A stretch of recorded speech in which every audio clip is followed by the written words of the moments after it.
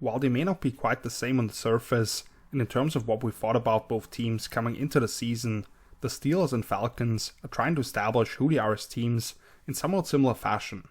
Both have had questions about the play caller and second year quarterback, which for Pittsburgh was more based on a lack of dynamic play designs and big time throws, while for Atlanta the usage of personnel and too many costly turnovers have held them back.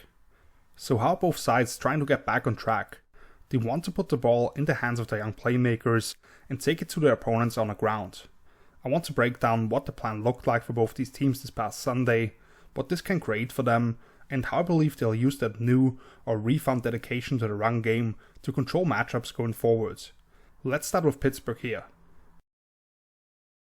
Before we really get into it, I know the Steelers only scored 16 points on Sunday, and there were still plenty of plays, especially through the air, where I question how they actually intend to stress defenses from a spacing perspective, and if some of the designs are worth the effort for the ultimate payoff, but they did reach that vaunted 400 offensive yard mark for the first time in 58 games, in the first one without old offensive coordinator Matt Canada, which included 33 carries for 153 yards, so 4.6 per. They didn't have a single 3 and out, they controlled the ball for over 37 minutes, and in the second half, some of those runs started to pop, leading to all 3 drives resulting in points on a combined 31 plays. And what I did like to see was them tying formations and plays together more effectively. This is the very first snap of the game, and we actually started with a pass play here, because it's an indication of how a change of philosophy in terms of the areas they want to attack, in this case deep between the hashes with tight end Pat Freiermuth, welcome back by the way with 9 catches for 120 yards, can change things for them, as they started in a balanced 2x2 with the tight end to the offensive right side while the defense is in nickel personnel.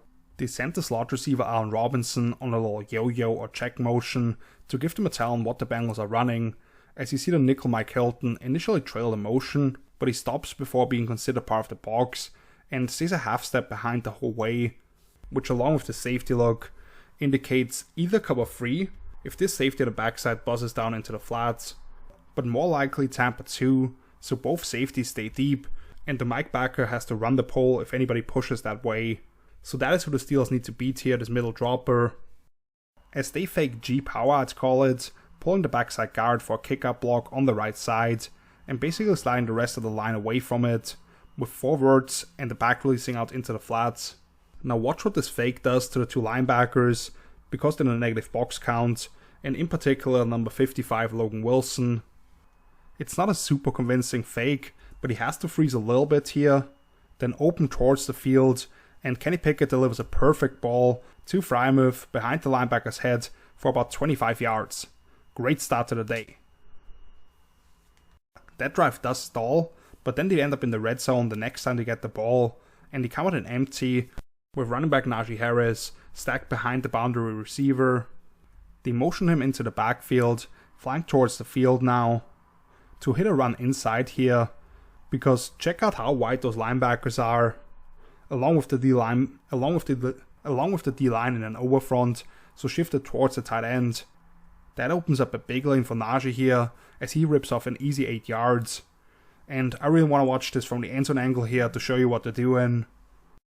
I'm not sure if that's how Pittsburgh draws it up as a separate play, or if that's an adjustment that they put in for this specific game plan. But what they'll do here is basically trap both the defensive end and the tackle on the front side, while their 2 tackles directly climb up to the second level.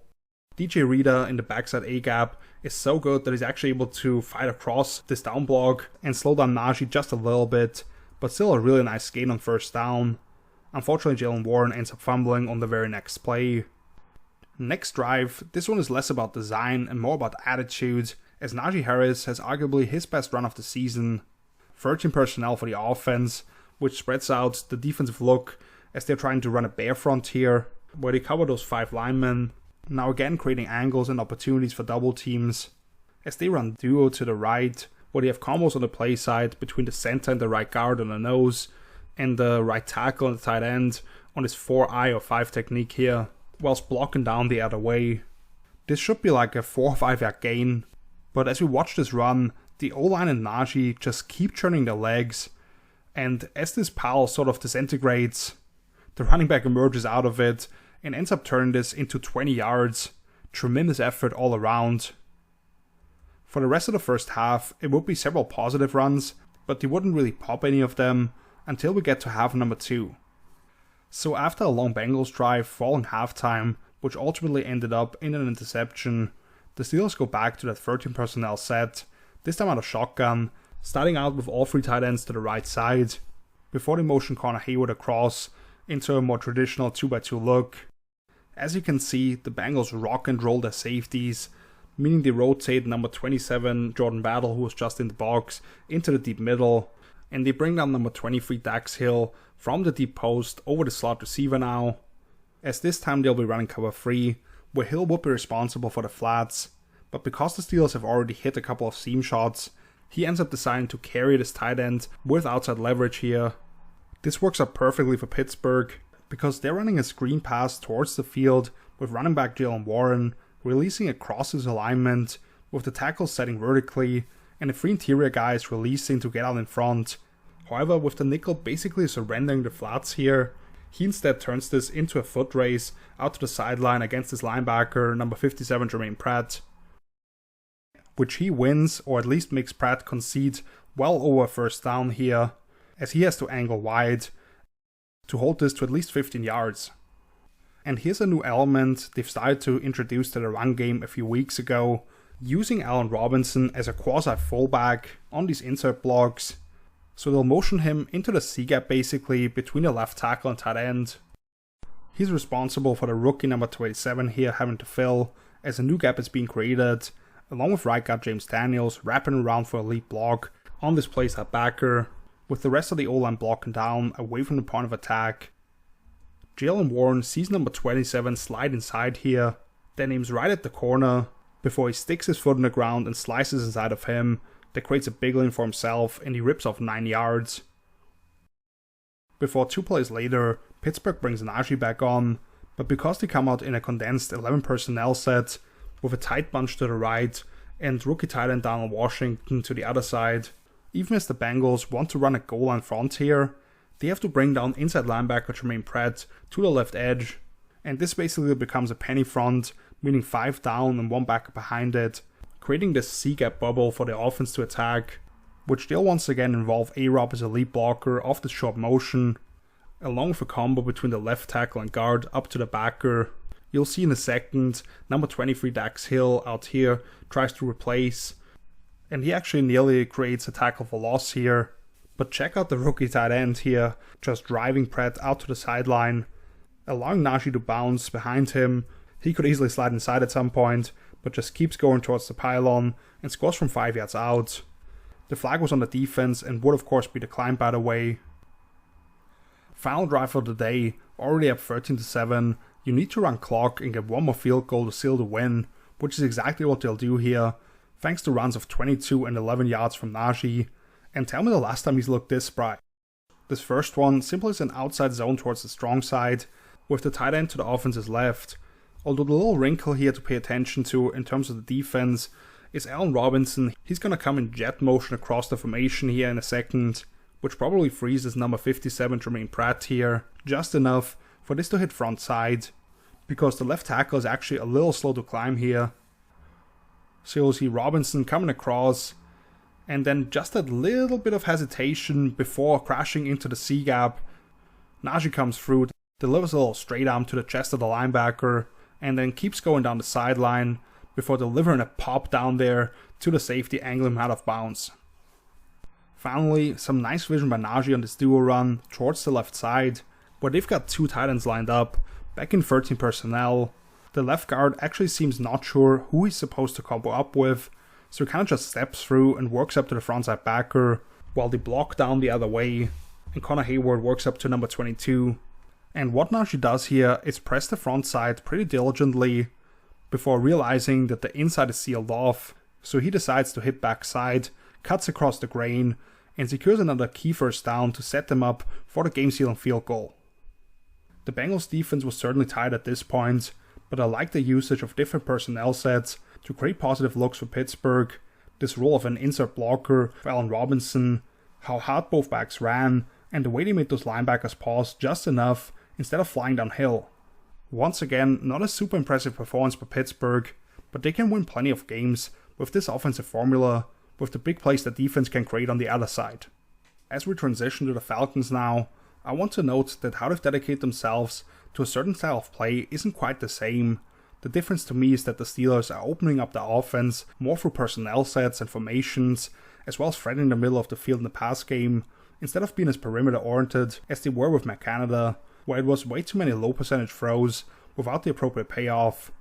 Meanwhile, I thought the Falcons mostly just recommitted to the run game, and did so with a special talent handling the ball more extensively in Bijan Robinson, which in turn created opportunities to attack down the field as play action became a big factor. The Falcons were actually more effective at sustaining possessions than the Steelers, but had 3 drives killed by turnover on downs and 2 interceptions. However, after an initial 3 and out, they averaged 8.5 plays in 56 yards per drive if you take out a kneel down at the very end. Once again, quarterback Desmond Ridder actually played really well, outside of those couple of turnovers I mentioned, which were a tip ball at the line and a slightly misjudged position of a DB on a wheel route. They ran the ball 41 times for 228 yards, so 5.6 yards per, with all 4 of their ball carriers reaching 30 plus yards, and then they had some cool designs off that to hit for big plays. Let's check it out. First run of the day as the Falcons spread out the defense with a true doubles look out of the pistol, where they theoretically have 2 tight ends on the field, but the defense treats Kyle Pitts and Jonnu Smith as receivers, and it creates just a 5-man box. Atlanta runs inside zone to the left, and check out how beautiful this combo on the play side D tackle is. Center Drew Dahlman comes in on a flat angle and creates that lateral movement as the D tackle tries to stay in position to fall back to the A-gap, but he gets washed down. Running back Bijan Robinson continues to press, and just as linebacker Demario Davis tries to backdoor this, Dahlman peels back, Bijan makes that subtle adjustment, and gains an easy 6 yards.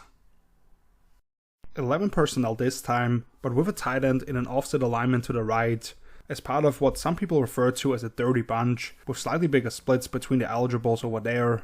Here they fake dude to the weak side, keep the tight end in for protection purposes, and have this really deep 3-man concept, to where this is actually a little too shallow how I'm drawing it up, because I just don't have the screen to do it.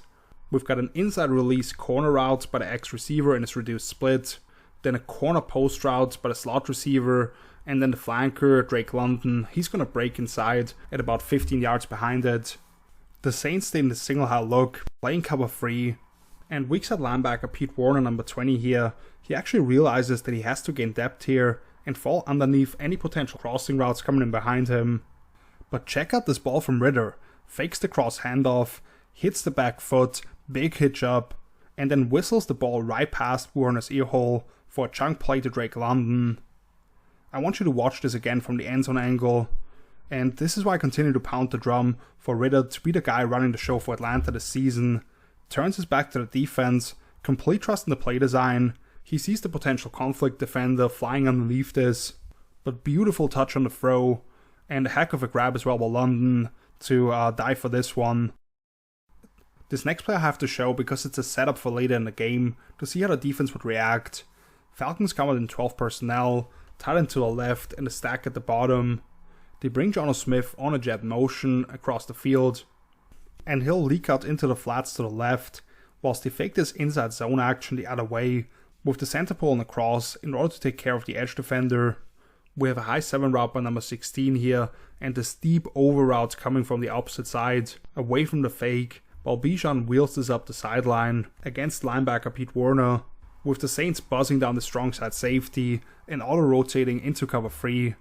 This action down the field takes a long time to develop, and the linebacker, as you see here, is a step ahead of the back. So instead Ridder makes a smart decision to pull the ball down, and takes advantage of this big lane that is created by forcing the defense to throw laterally with the fake, and he scrambles for 12 yards. 2 plays later, they cash in on a 10-yard touchdown run by Bijan. 20 personnel here actually, with fullback Keith Smith in his offset alignment to the right side, and a stack to the left of the offense, which you can't quite see yet. But they'll bring the offset receiver across yet again on a jet motion, where the O-line blocks zone to the right, and Smith sifts across to kick out the backside end. Once again, you'll see awesome job on this frontside combo here on number 90, where the linebacker ends up having to run himself into traffic. The backside guard secures the playside shoulder of the A-gap defender on the scoop. Bijan stays behind the combo, then progresses to number 6 Marcus May, who's coming in right now, hugs the hip of his guard, and as May shoots inside, the back gets wide again for an easy score.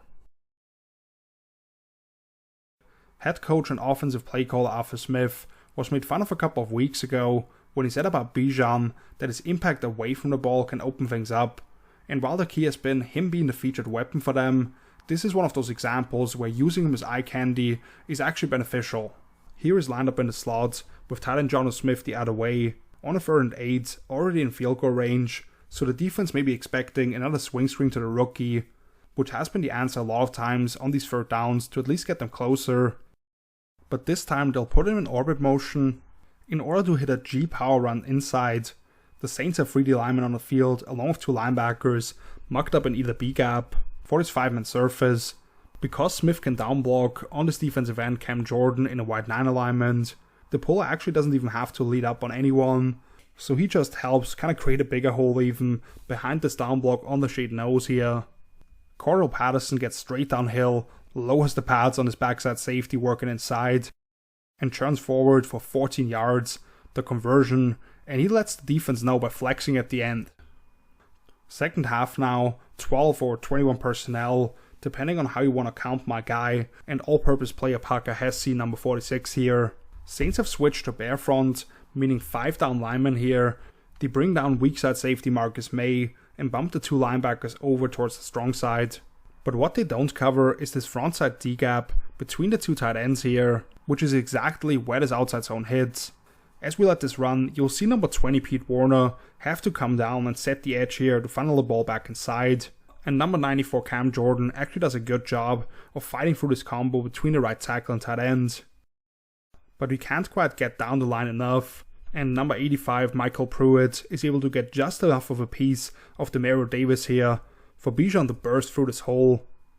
May from the backside just gets the running back's ankle and is able to trip him up for 17 yards instead of potentially a touchdown.